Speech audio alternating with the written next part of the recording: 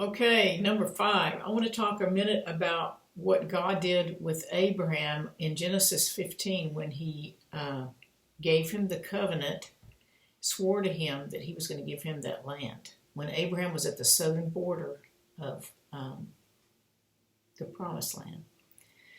So there was a sacrifice. There was a custom in those cultures to make sacrifice at the borders of their territory. Egypt, Assyria had temples to their gods where they made sacrifices at the borders of their territories.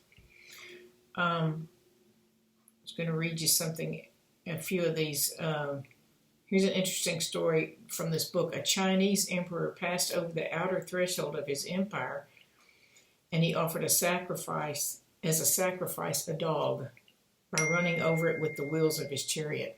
That's kind of an unusual one. But anyway, now these temples were at the borders of their territories. Let's see, I was going to, one other one I wanted to read for you here. Okay, here it is. A Persian ruler. Okay, when he was going into his territory, oh, no, it wasn't that one. It was this Syrian thing.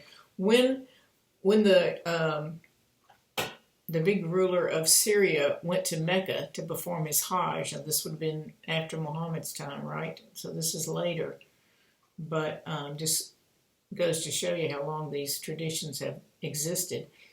When he came back to Damascus, there were sacrifices set up all over the place on the road as he entered into Syria again. In that way, the people were renewing their covenant with him. And the way they did that on the road was they cut the animals and then laid half of it on one side and half on the other side of the road, and he took his horse, he rode over the blood, mounted on his horse, and as did his whole retinue. Okay, so, there are stories of these Persian shahs when they came into a city that they sacrificed sheep all along the road, threw the heads of the sheep under the horses' hooves. I mean, it's just the bloodiness of all this.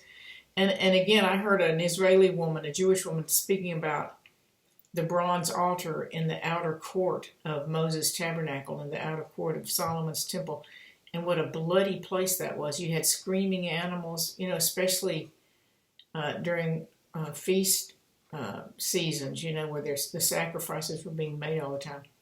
I never thought screaming animals, blood everywhere, So, anyway.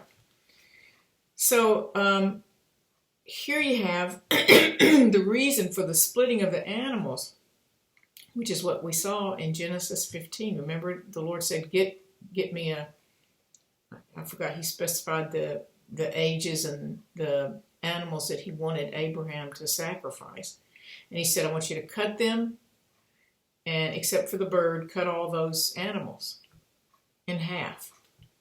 Okay, so let me read you this part right here. From what is known of modern customs and from occasional references to this matter. Now, this book was written in the late 1800s, so the writing here is interesting.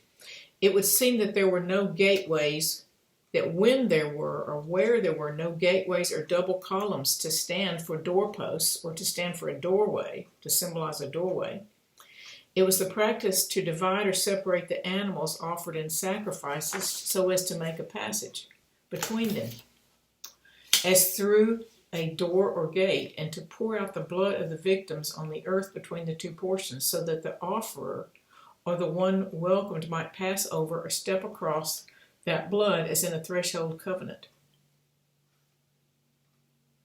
There you go.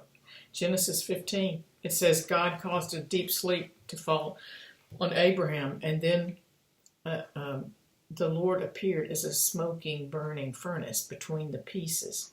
And that's when he said, this land, I'm giving it to you. And he spoke about the 430 years that the Israelites would be in bondage in Egypt, but then they would come back. And Abraham was at the southern border of the land which God was giving him. Now picture this, the threshold of the land. That's where Abraham was. He was at the threshold of the land that God was promising him. And God said, here we are at the threshold. Let's sacrifice. I'm going to walk through the threshold saying, I'm covenanting with you in your new home, in your land that I'm giving you. Is that not beautiful? I had to share this stuff with you. And then we're in the Passover now. So it's going to have whole new meaning for me.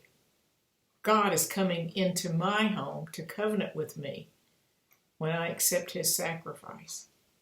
It's beautiful. Bless you. Love y'all.